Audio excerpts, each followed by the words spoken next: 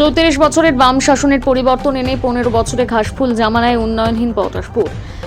100% guarantee দিয়ে ভাঙা bridge সংস্কার ও শিল্পের প্রতিশ্রুতি বিজেপির প্রার্থী তপন মাইতির। পটাশপুরে পদ্মঝড়ের জয়ের 100% গ্যারান্টি দিয়ে ভাঙা ব্রিজ সংস্কার ও শিল্পের প্রতিশ্রুতি বিজেপির সমর্থিত প্রার্থী তপন মাইতির। পটাশপুর বিধানসভা এলাকায় ভোটের দামামা বাজতে কোমর বেঁধে ময়দানে নেমে পড়েছেন পটাশপুর বিধানসভার বিজেপি কর্মী এবং প্রার্থী তপন মাইতি। শনিবার খার গ্রাম পঞ্চায়েত এলাকায় বিপুল সংখ্যক কর্মী ও সমর্থক এক বাইক র্যালির মাধ্যমে প্রচার কর্মসূচি করল। বাইক র্যালি এলাকা পরিক্রমার সময় অংশ নেন প্রার্থী নিজে। জনসংযোগে গিয়ে এলাকাবাসীর অভাব অভিযোগ শুনলেন। এদিন সকাল থেকে খার এলাকার প্রতিটি অলিতে গলিতে সাধারণ মানুষের সঙ্গে কথা বলেন তপন কুমার মাইতি। পটাশপুর বিধানসভার আপনি বিজেপির তরফ থেকে প্রার্থী হয়েছেন, বিজেপি প্রার্থী, এবং এই খার জিপি এলাকায় আপনি জনসংযোগ করছেন। মানুষের কতটা দেখছেন? মানুষের অনেক দুর্দশা, অনেক অত্যাচার, অনেক ক্রন্দন লুকিয়ে আছে। মনের ভেতরে অনেক ভয়, অনেক দুঃখ লুকিয়ে আছে মানুষের মনে, বিশেষ করে মায়েদের। আমাদের যুবকরা ঘরে নেই, তাদেরকে কাজের তাগিদে বলুন, ভয়ের তাগিদে বলুন, ওরা বাইরে চলে গেছে।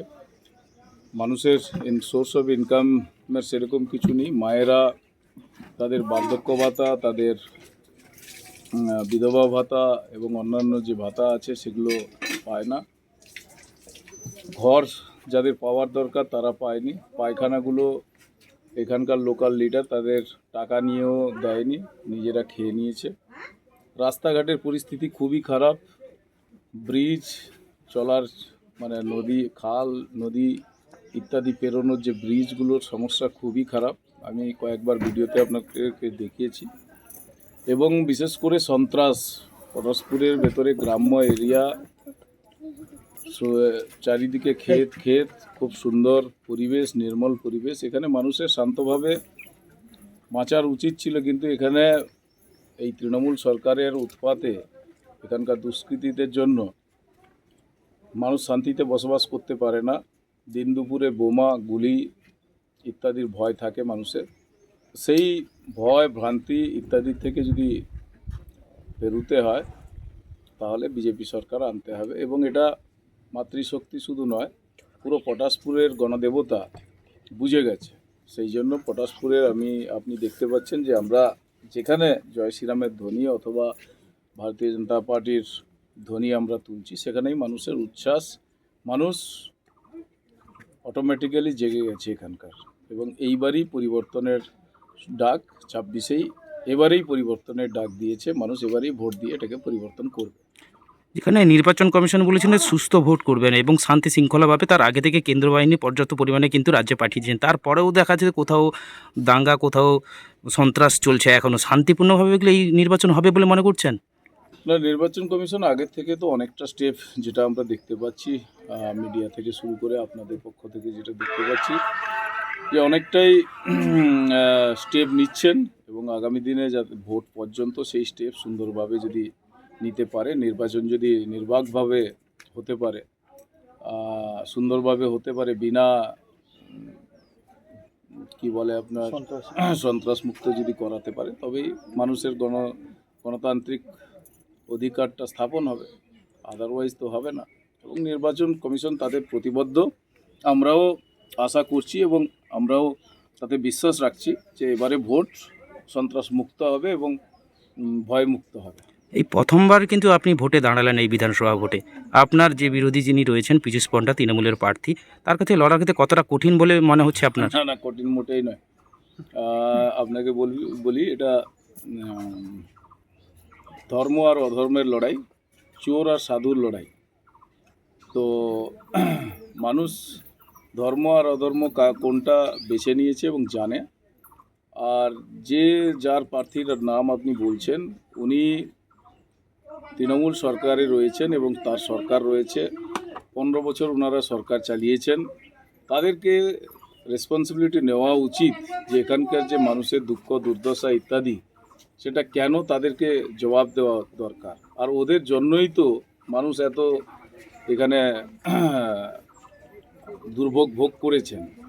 তো সেই তৃণমূলকে ছুঁড়ে ফেলার জন্যই মানুষ রেডি আছে। ওনার সাথে লড়তে বা ওনার প্রতিদ্বন্দ্বী হিসেবে আমাকে মোটেই কঠিন রাস্তা নয়। মানুষ, আপনি গতকাল দেখেছেন যে আমাদের রামনবমীতে যে মানুষের উচ্ছ্বাস, প্রত্যেকটা অলিতে গলিতে ভগবান শ্রীরামের মূর্তি পুজো হয়েছে এবং সেখানে বহু মানুষের সমাবেশ হয়েছে। তো ওনার ব্যাপার, উনি লড়ছেন, কিন্তু এবারে মানুষ কিন্তু ধর্মের লোকেদেরই পছন্দ করবে, চোরেদের পছন্দ করবে না, এটাই আমার বিশ্বাস। পটাশপুরের মানুষ চোরকে এবার ভোট দেবে না। যে জনসাধারণের কাছে ভোট প্রচারে যাচ্ছেন, ভোট প্রচারে বেরাচ্ছেন, কি প্রত্যাশা নিয়ে যাচ্ছেন? প্রত্যাশা বলতে আমরা ভোটের প্রথম তো আমরা ভারতীয় জনতা পার্টি যদি ক্ষমতায় আসে, আপনাদেরকে কথা দিতে পারি যে সন্ত্রাসমুক্ত পটাশপুর হবে, প্রথম কথা। দ্বিতীয় কথা, এখানে মায়েরা যারা বিভিন্ন রকম ভাতা পাচ্ছে না, সে ভাতা আমরা করাবো এবং 3,000 টাকা করে মায়েদের সম্মান, অন্নপূর্ণা ভাণ্ডারের মাধ্যমে আমরা 3,000 টাকা করে সম্মান দেব। তাছাড়া যে প্রত্যেকটা পরিবার 5 লক্ষ টাকা করে আয়ুষ্মান ভারত প্রকল্পের মাধ্যমে যে মেডিকেল ফ্যাসিলিটি, মেডিকেল ট্রিটমেন্টের জন্য পান, যেটা প্রধানমন্ত্রী আয়ুষ্মান ভারত প্রকল্পের মাধ্যমে প্রত্যেকটা পরিবার পেতে পারে, সেটা পশ্চিমবঙ্গে পাচ্ছে না। পাশের রাজ্যগুলো মানুষরা পাচ্ছে, এখানে পাচ্ছে না। সেটা আমরা অতি সত্বর সরকার আসার সাথে সাথেই আমরা সেটা লাগু করার চেষ্টা করব এবং বিশ্বকর্মা যোজনার মাধ্যমে যে আমাদের কারিগররা যে বেনিফিটটা পেতে পারত, আমাদের মমতা ব্যানার্জি সরকার থাকার ফলে সেই বেনিফিট পশ্চিমবঙ্গের মানুষেরা পায় না। তার জন্য আমরা চেষ্টা করব এবং এই পটাশপুরকে একটা সার্বিক উন্নয়নের সাথে সাথে এখানকার যুব সমাজ যারা পরিযায়ী নামে পরিচিতি হয়ে গেছে, বিভিন্ন জায়গায় রয়েছে কর্ম করার জন্য, আমরা ওই যুবককে ফিরিয়ে আনার জন্য পুরো প্রচেষ্টা করব, যাতে এই পটাশপুর নতুন কিছু তৈরি করা যায়, নতুন ইন্ডাস্ট্রিয়াল এখানে আনা যায়, সেটা আমরা চিন্তাভাবনা করব এবং পটাশপুর, আমি কথা দিতে পারি, একটা উন্নত বিধানসভা হবে। এটা করে আমরা করব, এটা আমি ভালো করে বলতে পারি। জিতার লক্ষ্যে কতটা আশাবাদী আপনি? জেতার লক্ষ্যে আশাবাদী তো আমার পাশে দাঁড়িয়ে থাকা জনতা বলবে। আমি প্রত্যেকটা পরিবারে গিয়ে কথা বলেছি এবং ওনারা যে আশীর্বাদ করেছেন এবং আমি ওনাদের কাছ থেকে যে আহ্বান পেয়েছি, তাতে আমি পূর্ণ বিশ্বাসী এখানে আমরা অনেক ভোটে আমরা জিত লাভ করব। জিতার পরে আপনার প্রথম কাজ কি থাকবে জনগণের জন্য? আমি আপনাকে প্রথম কথাই বলি, জিতার প্রথম দিন থেকে এখানে সন্ত্রাস মুক্ত হবে। একটাকেও সন্ত্রাস করতে দেবো না। ওই সন্ত্রাস যে করবে পটাশপুরে, হয় এই মানে স্টেট ছেড়ে পালাবে, না হলে আর কোথাও চলে যাবে।